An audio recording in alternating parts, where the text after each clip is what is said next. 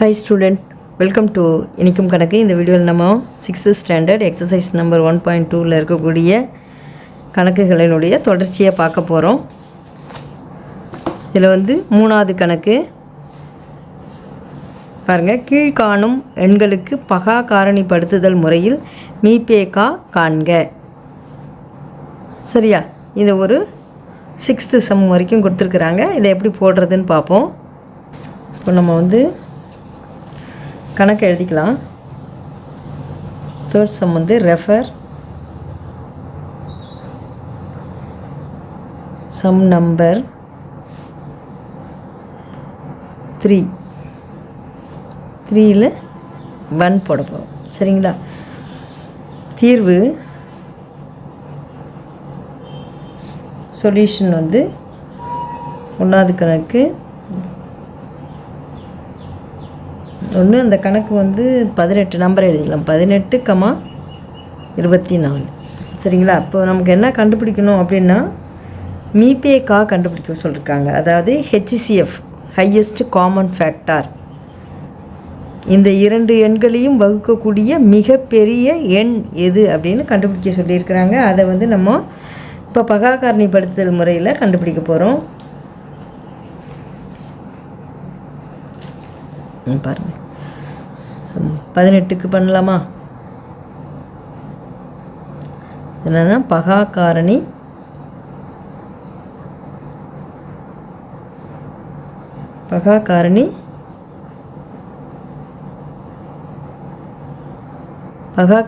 படுத்துதல்.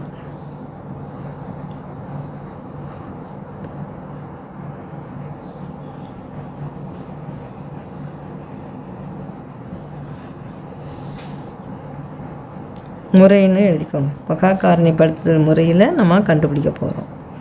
சரியா, இப்போ 18 வந்து நம்ம பகா காரணிகள் என்னென்னா 2, 3, 5, 7, 11, எட்ஸெட்ரா இப்படி போயிட்டே இருக்கும். சரியா, நம்ம பார்த்துருக்கோம். இப்போ 18 2ஆல் வகுக்கிறோம். ஏன்னா இது வந்து இரட்டைப்படை எண், அதாவது 8ல் முடிஞ்சிருக்கு. இரட்டை எண்ணுங்கிறதுனால 2ஆல் வகுக்கிறோம். 9 2 18, மீதி 0. திரும்ப 9 வந்து 3 தான் வகுக்கும். 2க்கு அப்புறம் 3 வகுக்குதான்னு பார்க்கணும். 3 9, மீதி 0, திரும்ப 3, 1 3 3. சரியா, அதே மாதிரி இப்போ 24 எடுத்துக்கோங்க. 24 வந்து 4ல் முடிஞ்சிருக்கிறதுனால எதால் வகுக்கலாம்? 2ஆல் வகுக்கலாம். 1 2 2 2 4, மீதி இருக்கா 0. திரும்பவும் 2ஆல் வகுக்கலாம். 6 2 12, 0. திரும்பவும் 2ஆல் வகுக்கலாம். 2 6. திரும்ப 3 வந்து 2 வகுக்காது, அதனால் 3 தான் வகுக்கும். 1 3 3. சரிங்களா, இந்த பகா காரணிகளை நம்ம எழுதிக்கணும். பகா எண்கள் அதை நம்ம எழுதிக்கணும். எழுதிட்டு அதால் தான் வகுக்கணும். சரிங்களா, இப்போ வந்து நம்ம எழுதிப்போம். அதாவது 18 பகா காரணிகள்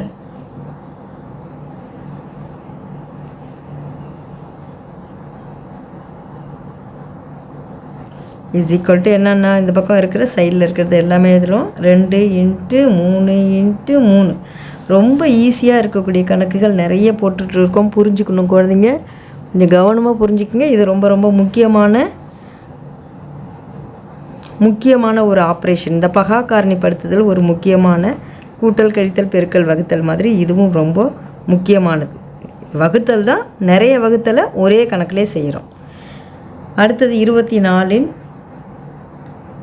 பகா காரணிகள். ரொம்ப ஈஸியான கணக்கு, சூப்பராக படிச்சிடலாம். 100க்கு 100 மார்க் வாங்கலாம். இப்போ இதை வந்து மிஸ் பண்ணாமல் எழுதணும். 3 2 1 3 சரியாக போடணும், தப்பாக போட்டுறக்கூடாது. சரிங்களா, இப்போ வந்து நம்ம மீபேக்கான இரண்டையும் வகுக்கக்கூடிய பொதுவான காரணிகளை எடுத்துக்கணும். இங்கே பாருங்கள், 1 2 இருக்குது, இங்கே 1 2. இது ரெண்டுத்தையும் எடுத்துக்கலாமா? சரி, இங்கே 2 3 இருக்குது, இங்கே 1 3 தான் இருக்குது. அப்போ இந்த 3யும் சேர்த்துக்கலாம். இந்த 3க்கு இங்கே ஜோடி இல்லை, இந்த 2க்கும் இங்கே ஜோடி இல்லை. அதனால் இதெல்லாம் விட்டுடணும். பொதுவான வகுத்திகளை எடுத்து நம்ம எடுத்துக்கணும். பகா எண்கள் எது பொதுவாக இருக்கிறது அப்படின்னு சொல்லிட்டு அதை பார்த்து எடுத்து எழுதிக்கணும். சரி, 18, 24 என்னது மீ பே கா என்னது இங்கே 2 ரெண்டுத்துக்கும் பொதுவாக இருக்குது, இங்கே இருக்குது 2 இருக்குது, இங்கே இருக்குன்னா நம்ம ஒரு 2 தான் எடுத்து எழுதணும். இங்கே 3னா 3. ஸோ 2 6. இது என்னது? இரண்டுக்கும் பொதுவான காரணிகள். இரு எண்களுக்கும்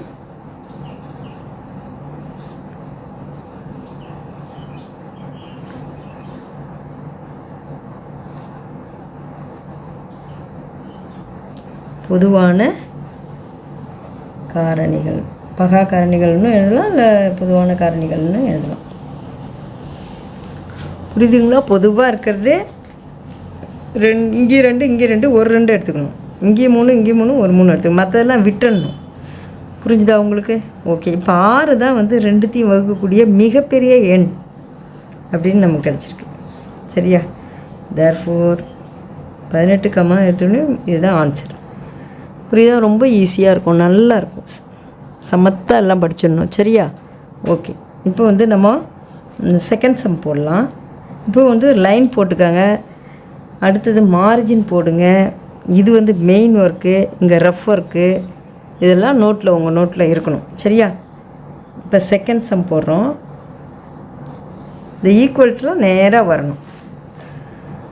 செகண்ட் சம் என்ன அப்படின்னா 51, 85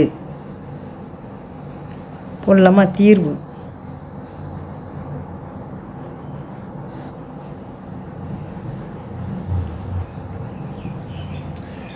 இப்போ வந்து 51 நம்ம பகா காரணிப்படுத்துதல் அதான் பண்ணுறோம்.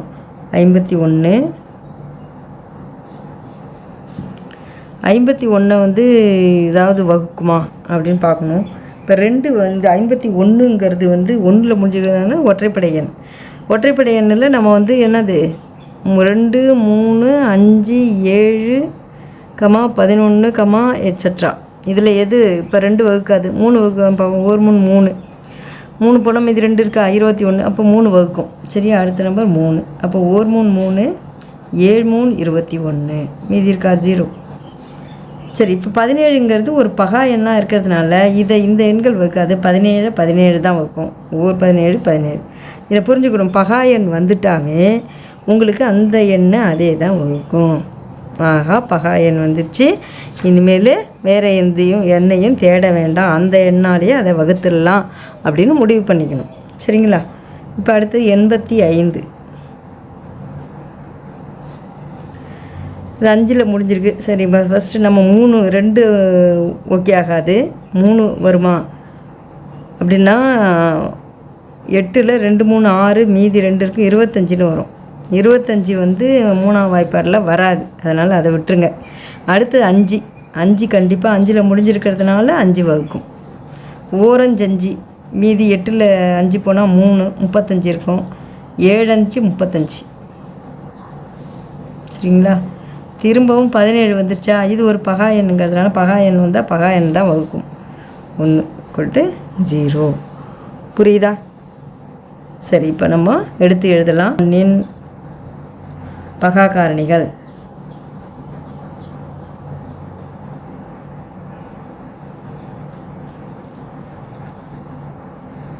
இஸ் ஈக்குவல் டு என்ன? 3 17. சைடில் இருக்கிற எண்ணை எழுதணும். எந்த எண்ணால் வகுத்தமோ அதை எடுத்து எழுதணும். அடுத்தது 85 பகா காரணிகள் இஸ் ஈக்குவல் டு 5 17. பாருங்கள், பொதுவாக என்ன இருக்குது? பொதுவாக இருக்கக்கூடிய எண் வந்து 17 தான். இதுலேயும் இருக்குது, இதுலேயும் இருக்குது. அப்போ 17 தான் 2 எண்ணையும் வகுக்கக்கூடிய மிகப்பெரிய எண். சரிங்களா? சரி, நம்ம ரிசல்ட் எழுதிடலாம். 51, 85 மீ பே கா இஸ் ஈக்குவல் டு 17. சரியா? இது 17ங்கிறது இரு எண்களுக்கும் பொதுவான காரணி. 17 தான், அவ்வளோதான், எதுவும் பெருக்க வேண்டாம். இதில் கொஞ்ச நாள் இதெல்லாம் எழுதுங்க, மெமரியில் செட் ஆகிற வரைக்கும் எழுதிருங்க. மைண்ட் செட் ஆகணும். இதெல்லாம் இரு எண்களுக்கும் பொதுவான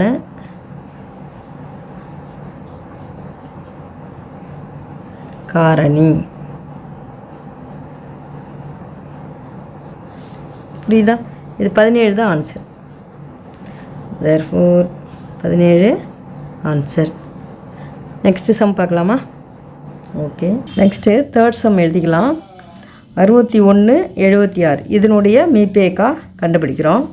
பாருங்கள், இந்த கணக்கு ஏற்கனவே போட்டுட்டேன், அது எப்படி போட்டிருக்கேன்னு சொல்கிறேன் பாருங்கள்.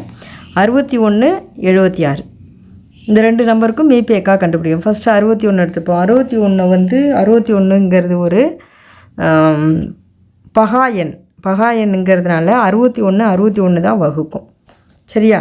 அப்போ ஒரு 61 இருக்குது, 1ன்னு போட்டுக்கிறோம். அடுத்தது 76 எடுத்து எழுதிக்கிட்டு 76 வந்து 6ல் முடிஞ்சிருக்கிறதுனால அதை 2ஆல் வகுக்கலாம். 2 6 16, மீதி 1 இருக்குது, 6 16, 8 2 16ன்னு போட்டிருக்கோம். சரியா? திரும்பவும் 8ல் முடிஞ்சிருக்கிறதுனால 2ஆல் வகுக்கலாம். 1 2 9 2 18. சரியா? 19ன்னு வந்துருச்சு. 19 வந்து பகாயனுங்கிறதுனால பகாயன் தான் வகுக்கும் 1. சரியா? இப்போ நம்ம ரிசல்ட்டை எடுத்து எழுதிக்கிறோம். 61 பகா காரணிகள் என்ன? 61 தான் வகுக்குது, எழுதியாச்சு. 76 பகா காரணிகள் பாருங்கள், இங்கே இருக்கிறது எல்லாத்தையும் எடுத்து எழுதியிருக்கிறோம். 2 பெருக்கல் 2 பெருக்கல் 19. இப்போ ரெண்டுத்துக்குமே பார்க்கும்போது காமனாக எதுவுமே கிடையாது இல்லையா? பொதுவான எண்கள் எதுவுமே கிடையாது. பொதுவாக இருந்தால் தானே அது வந்து மீபேக்காவாக இருக்கும். அப்போ எதுவுமே இல்லைன்னா நம்ம இந்த 61 எப்படி எழுதலான்னா 1 பெருக்கல் 61ன்னு எழுதலாம். அதே மாதிரி இது எல்லாத்தையுமே 1 பெருக்கல் அப்படின்னு எழுதலாம் இல்லையா? அப்போது 1 1 இதுலேயும் 1 இருக்குது, இதுலேயும் 1 இருக்குது, 1 காமனாக இருக்குது. சரியா? புரியுதா உங்களுக்கு? எதுவுமே இல்லைன்னா நம்ம 1ஆல் இதையும் பெருக்கலாம், இதையும் பெருக்கலாம். 1ஆல் பெருக்கிறதுனால அதே நம்பர் தான் வரும், மாற்றம் எதுவும் நடக்காது. ஏன்னா அது வந்து பெருக்கல் சமணி. இப்போ வந்து நம்ம 61க்கும் 76க்கும் மீபேக்கா அப்படின்னு சொன்னாக்கா 1ன்னு வருது இல்லையா? அப்போ 61 76 மீபேக்கா வந்து 2 நம்பருக்கு 1ன்னு வந்தாக்கா அந்த நம்பர் ரெண்டுமே எப்படி இருக்கும்? சார்பகா எண்களாக இருக்கும். அப்போ 61 76 சார்பகா எண்கள் அப்படிங்கிறதும் கிடைக்கிது. அதனுடைய மீபேக்கா 1ங்கிற ரிசல்ட்டும் நமக்கு கிடைக்கிது. புரியுதா? நல்லா பகா எண்கள் இங்கே வந்து பகா எண்கள் வந்துட்டால் பகா எண்ணால் தான் வகுக்கலாம். சரிங்களா? அதுக்கப்புறம் வேறு எந்த எண்ணும் வகுக்காது அப்படிங்கிற ஒரு முடிவுக்கு வந்துடணும். சரியா? ஓகே, அடுத்தது ஃபோர்த்து சம் வந்து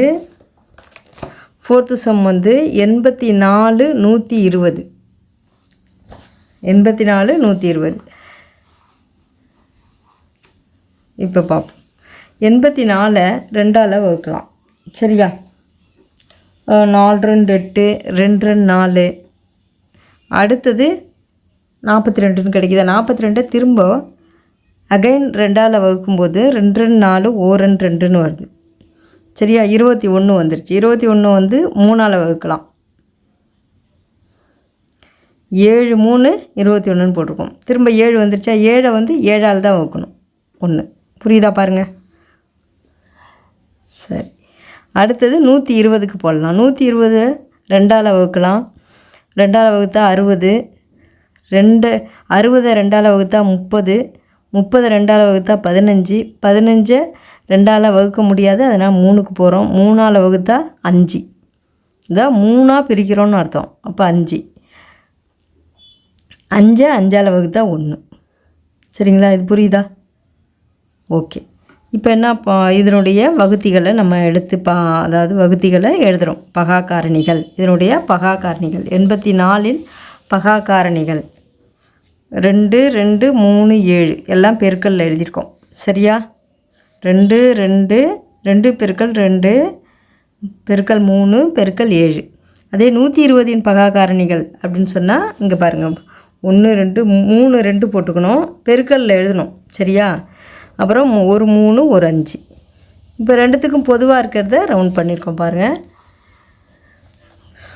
இங்கேயும் 2 இருக்குது, இங்கேயும் 2 இருக்குது. அப்போது ஒரு 2 எடுத்துக்கலாம். இங்கேயும் 2 இங்கேயும் 2 ஒரு 2. இப்போ இங்கே 3 இங்கே 3, இந்த 2க்கு இங்கே ஜோடி இல்லை, 7க்கு இங்கே ஜோடி இல்லை, 5க்கு இங்கே ஜோடி இல்லை. அதனால் ஜோடியாக இருக்கிறதுல மட்டும் எடுத்துக்கிறோம். எடுத்துக்கிட்டால் அது 2 2 இருக்குதுன்னா 2 2 போடக்கூடாது. இந்த 2க்கு இங்கே 2 இங்கே 2க்கு ஒரு 2 போட்டுடுறோம். இங்கே 2 இங்கே 2க்கு ஒரு 2 போட்டுடுறோம். இங்கே 3க்கு ஒரு 3 போட்டுடுறோம். சரியா? இப்போ 2 பெருக்கல் 2 பெருக்கல் 3 இதனுடைய 84,120 மீபேக்கா வந்து நமக்கு 2 பெருக்கல் 2 பெருக்கல் 3 த ஹெச்சிஎஃப் ஹையஸ்ட் காமன் ஃபேக்டார். இப்போ இதை பெருக்குனாக்கா வந்து 2 2 4ன்னு போடுறோம். அப்புறம் வந்து 3ஆல் பெருக்கிறோம், நாமும் 12. இப்போ 12 தான் 84,120 மீபேக்கா 12, அதாவது ஹெச்சிஎஃப். ஓகேவா? நெக்ஸ்ட்டு சம் போடலாம். 4th சம் பாருங்கள். சாரி, 4th போட்டாச்சு. 5th 27 45 81 இந்த 3 நம்பரும் தனித்தனி நம்பர்ஸு. இதுக்கு கண்டுபிடிக்கிறோம் நம்ம வந்து மீபேக்கா எப்பயுமே தனித்தனியாக தான் கண்டுபிடிக்கணும். மீசிமா மட்டும்தான் ஒன்றா கண்டுபிடிக்கணும். அதனால் தனித்தனியாக 27க்கு 45க்கு 81க்குன்னு தனித்தனியாக கண்டுபிடிக்கும். இப்போ 27 எடுத்துக்கிட்டால் பாருங்கள், 3 வகுக்கும் 9 3 27ன்னு போட்டிருக்கோம். 9 வந்திருக்கு, 9 திரும்ப 3 9ன்னு போட்டிருக்கோம். 3 3 வகுக்கும் 1 போட்டாச்சா? இப்போ ஈஸியாக போட்டுடலாம். இப்போ 45 வந்து 3 வகுக்கும், ஒவ்வொரு 3 3, மீதி 1 இருக்குது 15, 5 3 5. திரும்ப 15 3 வகுக்கும், 5 3 5, 5 5 வகுக்கும், 1 5 5. புரியுதா பாருங்கள்?